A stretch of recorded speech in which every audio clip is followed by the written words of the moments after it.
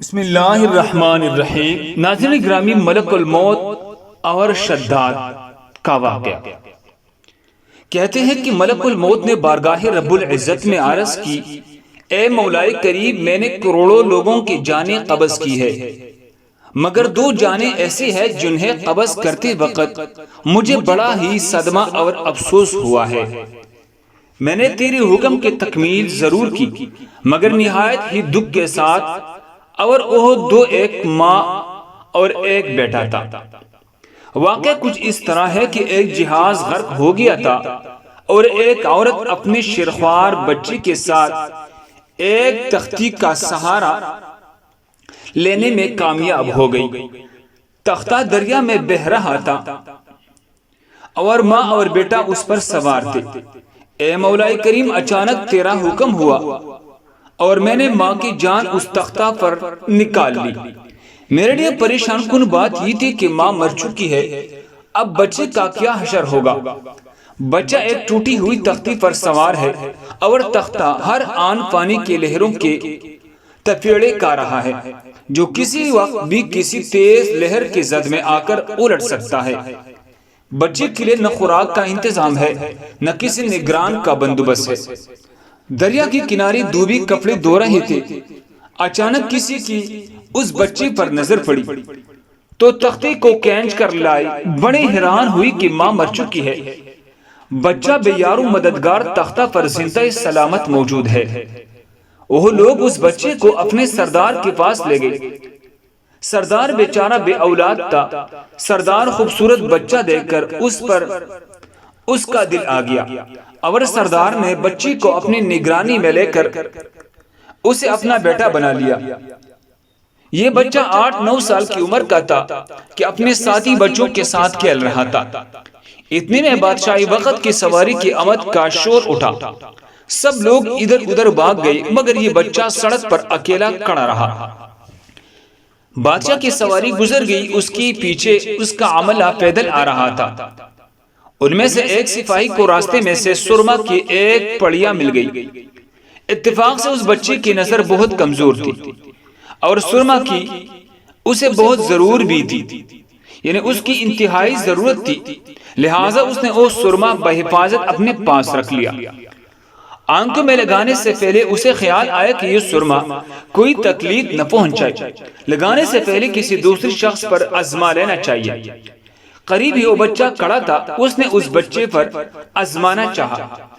بچے نے سرما اپنی آنکھوں میں لگا لیا، مگر جو ہی سرما اس نے لگایا، اسے زمین کے تہہ میں موجود چیزیں بھی نظر آنے لگی۔ اس نے دیکھا کہ زمین کے اندر بہت سے خزانے پوشیدہ ہے۔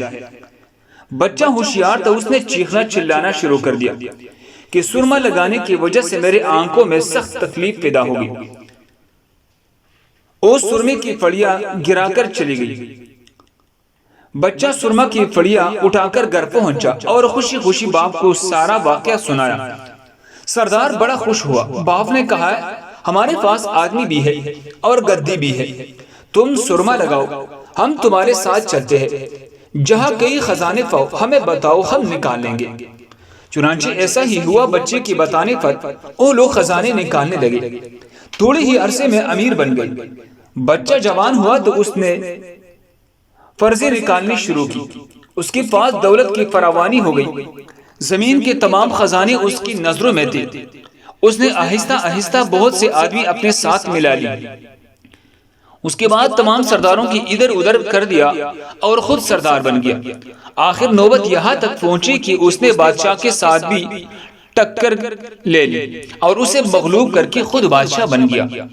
اس بچے کا نام شداد تھا، اور یہ وہی بچہ تھا جس کی ماں تختے پر ہی مر گئی تھی، اور یہ اکیلا دریا کے لہروں کے ساتھ بہہ رہا تھا۔ کہتے ہیں جب یہ برسر اقتدار آیا تو اس نے حکم دیا کہ ایک ایسا کمال درجے کا شہر آباد کیا جائے جس کی ایک اینٹ سونے کی ہو اور دوسری چاندی کی ہو، اس میں ایک عالی شان باغ ہو جس میں دنیا کی ہر چیز میسر ہو۔ جب وہ شہر ہر لحاظ سے مکمل ہو گیا تو شداد نے ارادہ کیا کہ جا کر اس شہر کا نظارہ کیا جائے، چنانچہ وہ شہر کو دیکھنے نکلا، ابھی وہ دروازے تک ہی پہنچ جاتا کہ ملک الموت کو حکم ہوا، اس نے وہی اس کی روح قبض کر لی، اسے اتنا موقع بھی نہ دیا کہ اپنے بے مثال باغ کو ایک نظر دیکھ سکتا۔ ملک الموت نے کہا، اے مولا کریم، اس شخص کی روح قبض کرتے وقت بھی مجھے نہایت ہی صدمہ پہنچا، وہ شخص ہر چیز تیار کر کے اسے دیکھ بھی نہ سکا۔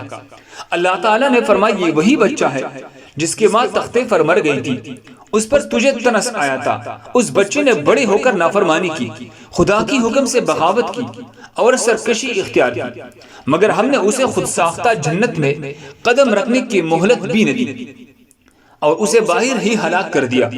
اسی جنت کے بارے میں مشہور ہے کہ وہ دنیا میں موجود ہے مگر انسان کے نظروں سے اجل ہے۔ امیر معاویہ رضی اللہ عنہ کے زمانے میں ایک صحابی رسول صلی اللہ علیہ وسلم کا اونٹ گم ہو گیا تھا، وہ اونٹ کی تلاش میں کہیں اس علاقے میں جا نکلا تو اللہ تعالیٰ نے اسے وہ سب کچھ دکھلا دیا تھا، اور صحابی وہاں کی کوئی نشانی بھی ساتھ لایا تھا۔ اس صحابی نے یہ واقعہ امیر معاویہ رضی اللہ عنہ کے پاس بیان کیا، انہوں نے کافی تلاش کرایا مگر کسی کو وہ جنت نہیں ملی اور اسے اللہ تعالیٰ نے پوشیدہ کر دیا۔ اللہ ہم سب کو اس پر عمل کرنے کی توفیق عطا فرمائے، دوسرے مسلمانوں کے فائدے کے لیے آگے ضرور شیئر کرے۔ جزاکم اللہ۔